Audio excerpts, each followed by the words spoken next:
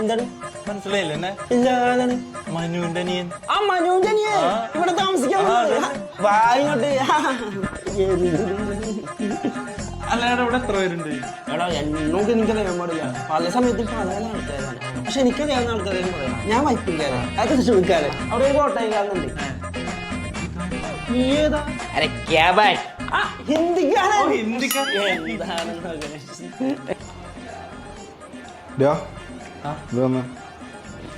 എന്താട്ടാ line എന്നൊക്കെ ചോദിച്ച രണ്ടെണ്ണം. ആ ലൈനല്ല ഈ ലൈൻ.